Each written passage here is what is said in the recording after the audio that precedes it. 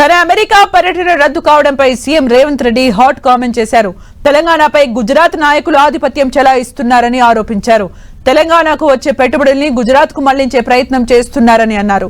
అందుకే గుజరాత్ సీఎం భూపేంద్ర బఘేల్ పర్యటనకు అనుమతించిన కేంద్రం తెలంగాణ సీఎం అమెరికా పర్యటనకు ఎందుకు అనుమతి ఇవ్వలేదని ప్రశ్నించారు. దురదృష్టవశాత్తు కేంద్ర ప్రభుత్వము ఇంగ్లాండ్ కు అనుమతి ఇచ్చి అమెరికా పర్యటనను తిరస్కరించింది.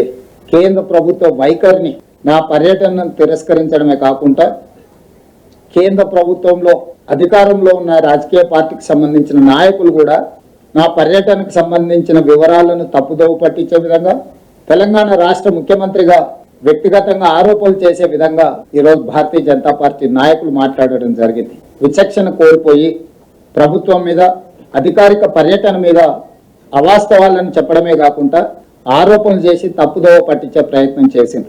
తెలంగాణ రాష్ట్ర ముఖ్యమంత్రికి అనుమతి నిరాకరించడం వ్యక్తిగా రేవంత్ రెడ్డి అనుమతి నిరాకరణ కాదు. ఇది 4 కోట్ల తెలంగాణ ప్రజలకు జరిగిన అవమానము, తిరస్కరణ. ఈ తిరస్కరణకు కారణం గుజరాత్ ఆధిపత్యం. ఈ దేశ ప్రధానమంత్రి ఇంకా గుజరాతీగానే వ్యవహరిస్తున్నాడు తప్ప భారత ప్రధానమంత్రిగా విషయ పరిజ్ఞానంతో ఈ ప్రధానమంత్రి గారు వ్యవహరించడం లేదు. ఇది తీవ్ర ఆక్షేపణీయము. ఇది తెలంగాణకు జరిగిన అవమానము, తెలంగాణ అభివృద్ధిని అడ్డుకోవడము.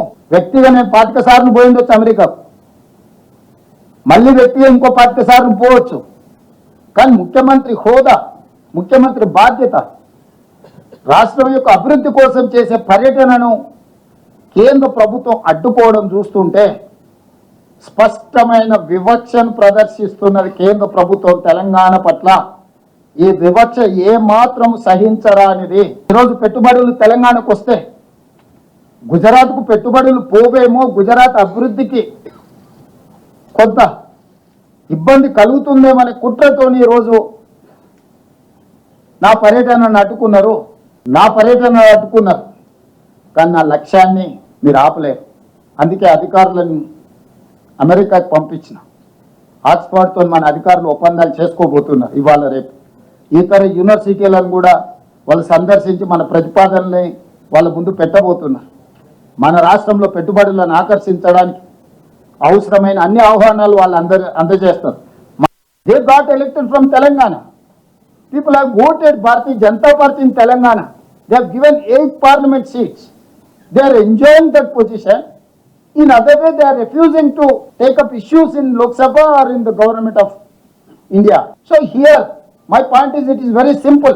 This is discrimination. We can't tolerate this discrimination from government of India. గతంలో అంటే ఆయన మీద తీవ్రమైన ఆరోపణలు ఉన్నాయని చెప్పి వాళ్ళు నిషేధం విధించారు. అమెరికా రానియలేదు. భారతదేశం తిరస్కరించలేదు మోడీ గారి పర్యటన అమెరికాకు. మోడీ గారు విదేశాలు, ప్రపంచంలోని అన్ని దేశాలు తిరగొచ్చు. చివరికి ఆయన చంద్రమండలం కూడా ప్రయాణం చేసేటట్టు ఉండి మధ్యలో చూస్తుంటే ఆయన ముఖ్యమంత్రులందరూ విదేశాలు తిరగవచ్చు. కేవలం తెలంగాణ ముఖ్యమంత్రి మాత్రం ఎక్కడికి వెళ్ళొద్దు అని అంటారు. బీఆర్ఎస్ లో 10 సంవత్సరం పోయినా కదా ఈ సంవత్సరం ఎందుకు పోవాలంటారు.